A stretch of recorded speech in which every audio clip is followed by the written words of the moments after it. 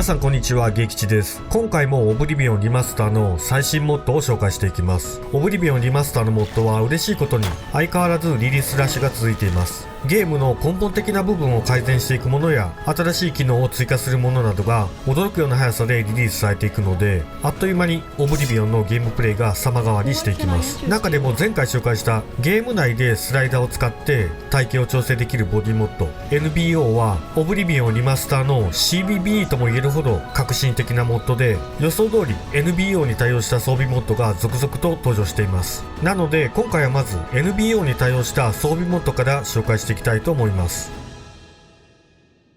では最初に紹介するのはダガーダンサー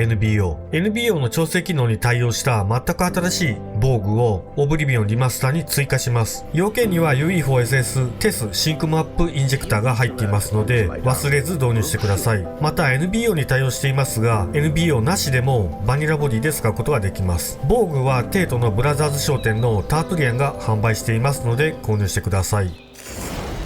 続いてデモリアアーマー NBO、 こちらもスタンドアローンの防具を追加します。言うまでもなく NBO に対応していますが NBO のバージョンはとても動画ではお見せできませんのでバニラバージョンを使用しています。購入はテートのミスティック大商店で販売されます。少しお高めですが頑張って購入してください。そしてぜひ NBO 環境でお使いください。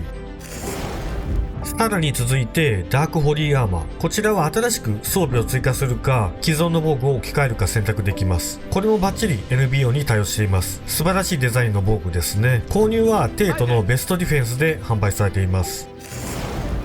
次はバニラアーマーを NBO に対応させたモッドです。ダークセデューサー NBO はダークセデューサーアーマーを NBO に対応させてスライダーで調整できるようになっています。こういった感じで徐々にバニラアーマーが対応していくのか、本家のモッターの方がまとめてリリースされるのかは分かりませんが、バニラアーマーも NBO で使えることが確認できて嬉しいですね。次は NBO の物理を調整したプリセットオブリビオンベイウォッチベイブボディ、スライダーのジグルフィジックスの項目を丁寧に調整されているボディプリセットです。揺れの調整は自分でやると結構めちゃくちゃになりやすいのでこれはありがたいですね。それでは次はゲームプレイやクオリティオブライフ関連の最新モッドを見ていきます。まずはダークモード UI 全体を黒いバックグラウンドのダークモードに変更します。こっちの方が見やすくてデザインもいいですね。またアイテムなどの一覧表示の密度を上げるパーツ UI にも対応していますのでぜひ合わせて使ってみてください。そしてオブリビオンリマスター初のコンパニオンモッドウォーリアーコンパニオンジュナ、テートのハトバブローテッドフロートにいる女性コンパニオンジュナを仲間にできます。モッドを導入すると自動的にジュナの手紙がインベントリーに入るのでこれを読んだ後ジュナに話しかけると仲間になります。このコンパニオンは既存のボイスを組み合わせて喋ることもできます。もちろんトレードで装備を変更することもできます。しかもロマンスまで実装されているそうですがまだそこまで進めていないのでこれは確認できていません。実際使ってみた感想など教えていただけるとありがたいです。続いてオートハイドギア、ペンや盾、弓、防具の各パーツを装備していない時グラフィックを非表示にできます。この元のすごいのは各装備の表示非表示を専用の設定画面で選択できます。武器は表示して盾は非表示にするとか、武器を取り出した時だけアーマーを表示するとか、いろいろな組み合わせを設定できます。アーマーを全て非表示にして全裸になってもしっかり防御力はついてますので安心してください。次は個人的にとても不満に思っていた部分を改善してくれたモッドです。ヤンガーフィメルボイス、このモッドはバニラの女性のいかつすぎるボイスを若々しい女性のボイスに変更してくれます。パワーアタックの時などものすごいドスの効いた叫び声で攻撃するキャラクターを見るたびそういうキャラを作りたかったんじゃないとイライラしていましたがこのモッドでカリーな女性ボイスに変更できたのでとても満足しています。またエルフ種族のボイスを変更するヤンガーエルフフィメルボイスもありますので本当に助かります。モッドは様々ですね。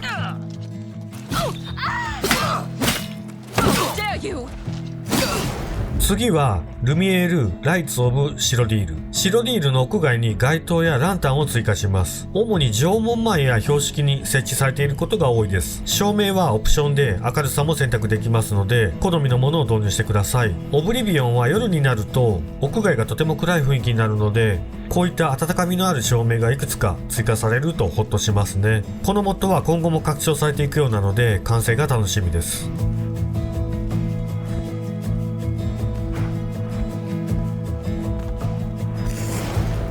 それではまだまだ続きますが、一息ついて、次はリバランスラン&スプリント。ランニングとスプリントの移動速度を変更できるモッドです。基本的にランニングは遅くなって、スプリントが少し速くなります。オブリビオンでは速さのステータスをそれほど上げなくても、やけに移動速度が速く感じていたので助かります。あんまり広く感じない白リールをせかせか移動していくのではなくて、のんびりとした歩調で探索したい方におすすめです。次はノーコンバット、ノースプリント、ファティグ。先ほどのモッドとは用途が逆になるモッドです。戦闘状態でなければスプリント中のスタミナ消費がゼロになります。常に全速力で移動したい方はこちらをお使いください。今度はちょっと変わったモッド TFP トゥルーファーストパーソンカメラ。下を向くと自分の胴体が見えるカメラを追加します。気をつけていただきたいのは、これは一人称カメラではなく三人称カメラで動作します。三人称カメラの画角を調整して一人称のように見えるようにしたものですので、三人称カメラでホットキーを押して切り替えてください。そして次、アルーア・オブ・ザ・マギ。魔術師ギルドの NPC の顔を階級や個性に基づいて調整し直しています。現在はブルーマン、ブラビル、シェイレンハルのギルドが変更されています。導入する場合は要件として NPC、アピアランスマネージャーとレースメニュー、ユーティリティーズが必要ですので注意してください。ちなみにレースメニューユーティリティーズもかなり更新が進んでいます。キャラクタープリセットを読み込むにはまだコンソールが必要ですが、オリジナルの GUI を使ってある程度キャラクターを調整できるようになっています。そのうちスカイリム並みのレースメニューに発展すると楽しそうですね。ではさらに続きます。 NPCs Come to Life。 NPC の AI を改善して街中の NPC が活動的に生き生きと生活するようになります。 NPC のスケジュールを拡張して買い物をしたり食事をしたりクラフトしたりなど、個々の NPC の行動に生活感を感じられるように変わります。モッド導入後は結構いろんな NPC が動き回り始めるので、お目当ての NPC を探し回ることもあるかもしれません。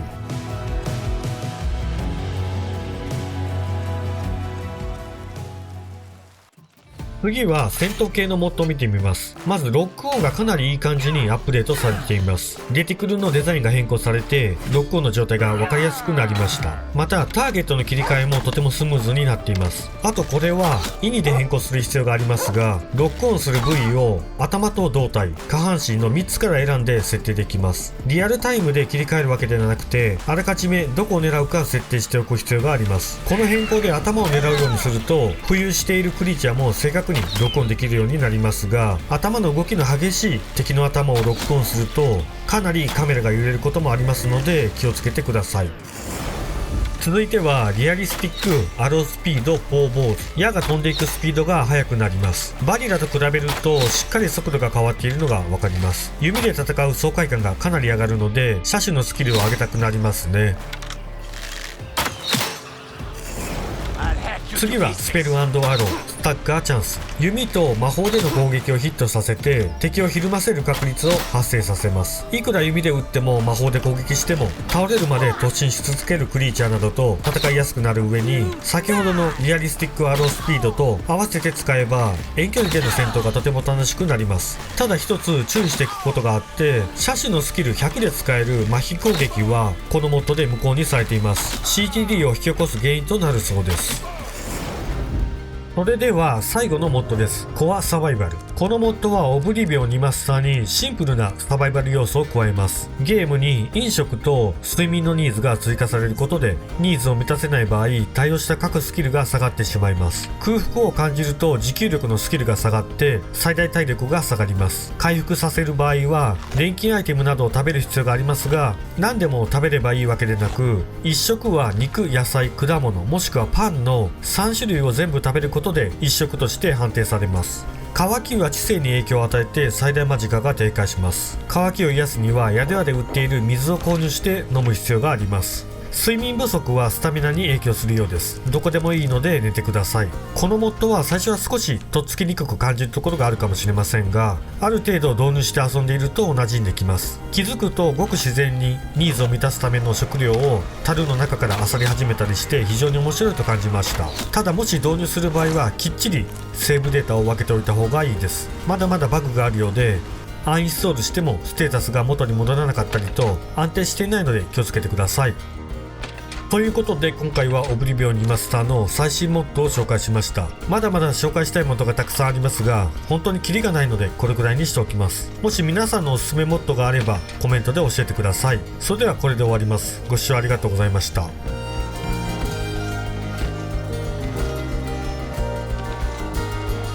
listening. Yes.